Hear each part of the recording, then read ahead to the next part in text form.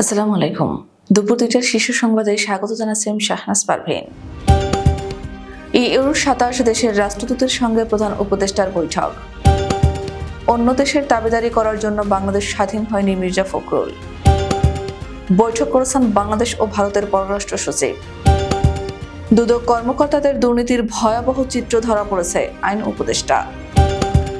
দেশে বৈধ অবৈধ বিদেশিদের মধ্যে শীর্ষে ভারতীয়। ব্রিটিশ হাইকমিশনারের মধ্যভোজে বিএনপি প্রতিনিধি দল। বিশৃঙ্খল অবস্থা ঢাকার ট্রাফিক ব্যবস্থা, ডিএমপি কমিশনার। নারায়ণগঞ্জে বৈষম্য বিরোধী ছাত্র আন্দোলনের কেন্দ্রীয় সমন্বয়কদের গাড়িবহরে হামলা। পলকের জন্য হাই কমোড চাইলেন আইনজীবী। মরুভূমির তাঁবুতে ঘুমন্ত অবস্থায় 2 কুয়েত প্রবাসীর মৃত্যু। দিল্লির 44টি স্কুলে বোমা হামলার হুমকি। বাংলাদেশ ও পাকিস্তান সীমান্তে নিরাপত্তা জোরদার করা হচ্ছে, অমিত শাহ। এবং সিরিয়ায় বাশারের বাবার ভাস্কর্যের ওপর পা দিয়ে উল্লাস করছে বিদ্রোহীরা। শুনছিলেন শিরোনাম, এবার বিস্তারিত। বাংলাদেশের অন্তর্বর্তীকালীন সরকারের প্রধান উপদেষ্টা ডক্টর মোহাম্মদ ইউনূসের সঙ্গে সোমবার বৈঠকে বসেছেন ইউরোপীয় ইউনিয়নের ২৭ দেশের রাষ্ট্রদূত। দুপুরে এ বৈঠক অনুষ্ঠিত হয়। বৃহস্পতিবার বিকেলে পররাষ্ট্র মন্ত্রণালয়ের সাপ্তাহিক ব্রিফিংয়ে পররাষ্ট্র মন্ত্রণালয়ের মুখপাত্র মোহাম্মদ রফিকুল আলম এ তথ্য জানান। তিনি জানান, ৯ ডিসেম্বর ঢাকায় প্রধান উপদেষ্টার সঙ্গে ইউরোপীয় ইউনিয়নের ২৭ দেশের রাষ্ট্রদূত এবং ইউরোপীয় ইউনিয়নের রাষ্ট্রদূত সহ মোট ২৮ জন সমবেতভাবে বৈঠক করেন। এ বৈঠক বাংলাদেশ ও ইইউ এর সম্পর্ক আরও সুসংহত করবে বলে আশা করা যাচ্ছে। প্রধান উপদেষ্টা নিজেই নির্বাচনের দিনক্ষণ ঘোষণা করবেন উল্লেখ করে বিএনপির মহাসচিব মির্জা ফখরুল ইসলাম আলমগীর বলেছেন, বাংলাদেশের মানুষ দেশ স্বাধীন করেছে অন্য দেশের দাবিদারি করার জন্য নয়। স্থানীয় সময় শনিবার যুক্তরাজ্যের সংবাদ মাধ্যম কর্মীদের সাথে মত বিনিময় সভায় তিনি এসব কথা বলেন। এ সময় বাংলাদেশের চলমান পরিস্থিতি সহ বিগত সরকারের বিভিন্ন বিষয়েও আলোচনা করেন তিনি। মির্জা ফখরুল ইসলাম আলমগীর বলেন, প্রয়োজনীয় সংস্কার শেষে প্রধান উপদেষ্টা নিজেই নির্বাচনের দিনক্ষণ ঘোষণা করবেন। এমনকি কিছু আইনি জটিলতা শেষে দলের ভারপ্রাপ্ত চেয়ারম্যান তারেক রহমান দেশে ফিরবেন বলেও জানান তিনি। বাংলাদেশ ও ভারতের পররাষ্ট্র সচিব পর্যায়ের বৈঠক বা ফরেন অফিস কনসালটেশন করেছেন। রাষ্ট্রীয় অতিথি ভবন পদ্মায় সোমবার বেলা 11টায় এই বৈঠক শুরু হয়। এফওসিতে বাংলাদেশের পক্ষে নেতৃত্ব দিয়েছেন পররাষ্ট্র সচিব জসিমউদ্দিন, আর ভারতের পক্ষে নেতৃত্ব দিয়েছেন সেদেশের পররাষ্ট্র সচিব বিক্রম মিস্ত্রি। এ বৈঠকে অংশ নিতে বিক্রম মিস্ত্রি আজ সকালে ভারতীয় বিমান বাহিনীর একটি উড়োজাহাজে ঢাকায় এসেছেন।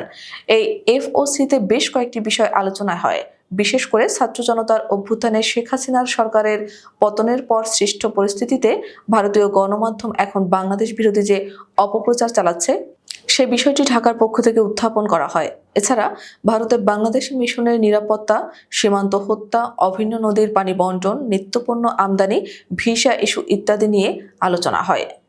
স্বৈরাচারের আমলে দুদক ও বিচার বিভাগ শেখ হাসিনার দাসে পরিণত হয়েছিল বলে মন্তব্য করেছেন অন্তর্বর্তী সরকারের আইন ও সংসদ বিষয়ক উপদেষ্টা অধ্যাপক ডক্টর আসিফ নজরুল।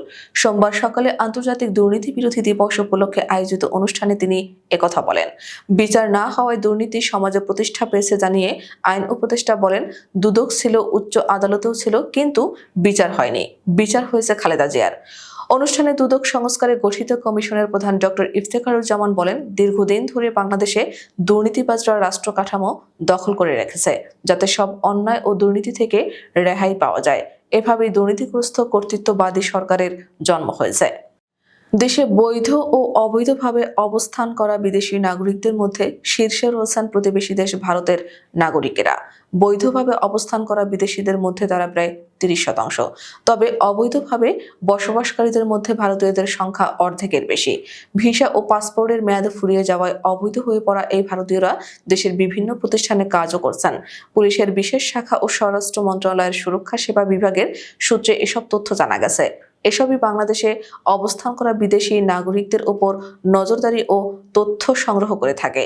সূত্রের তথ্য অনুযায়ী চলতি বছরের জুন পর্যন্ত ভারত, চীন, দক্ষিণ কোরিয়া সহ 97টি দেশের 13,571 জন নাগরিক অবৈধভাবে বাংলাদেশে অবস্থান করেন। বাংলাদেশে নিযুক্ত ব্রিটিশ হাইকমিশনার সারা কুকের আমন্ত্রণে মধ্যাহ্নভোজে অংশ নিয়েছেন বিএনপির একটি প্রতিনিধি দল। রোববার গুলশানের ব্রিটিশ হাইকমিশনার বাসভবনে এ মধ্যাহ্নভোজ হয়।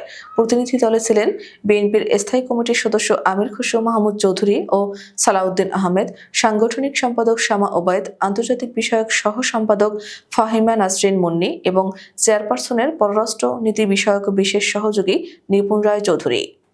রাজধানীর ট্রাফিক ব্যবস্থা বিশৃঙ্খল অবস্থায় রয়েছে বলে জানিয়েছেন ঢাকা মহানগর পুলিশ কমিশনার শেখ মোহাম্মদ সাজ্জাদ আলী।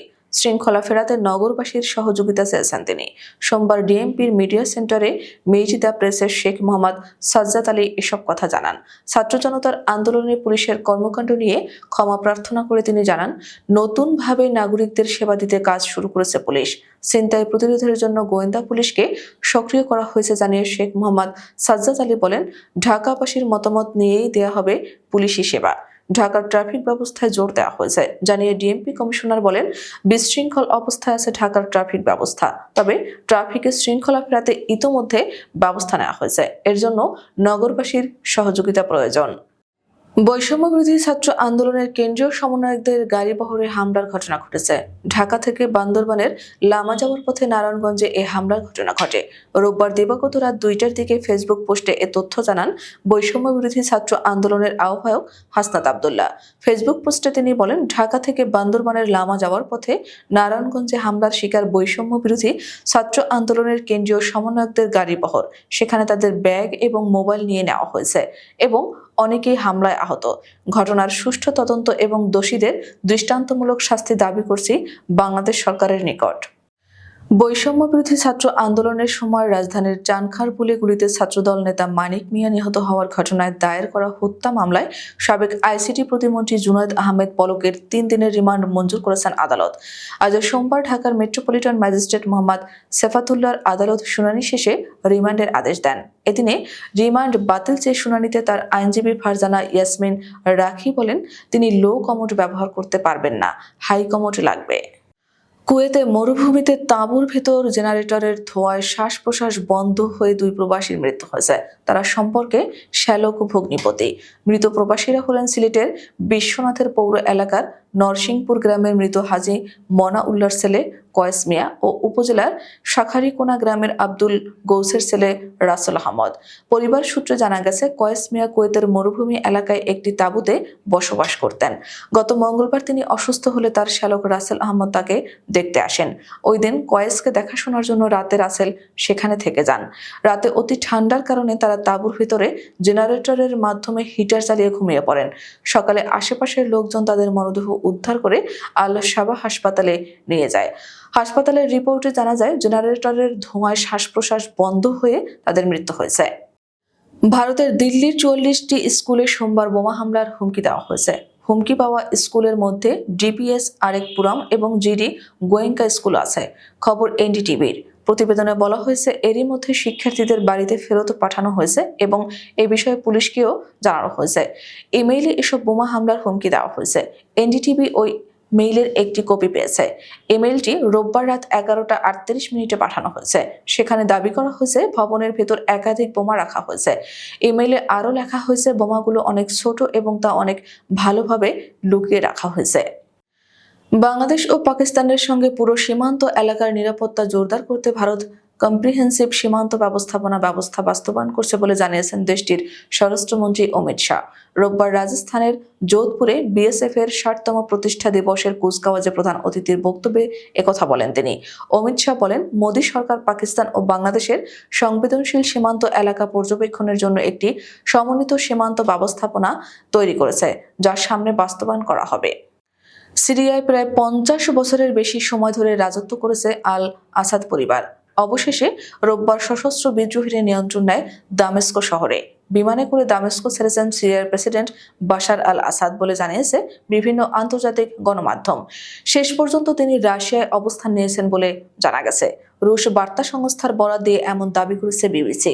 এদিকে স্বৈরশাসক বাশার আল আসাদকে উৎখাতের জেরে দেশটিতে চলছে উৎসব। অনেকেই বলছেন, বাশারের অত্যাচারের অবসান হয়েছে। তবে বাশার আল আসাদকে উৎখাতের পরে বেশ কিছু ঘটনাও ঘটেছে। প্রথমত, ২৪ বছরের স্বৈরাচারী শাসনের পতনের পর সিরিয়ায় প্রেসিডেন্ট বাশার আল আসাদের প্রাসাদে ঝাঁপিয়ে পড়েছে দেশটির নাগরিকরা।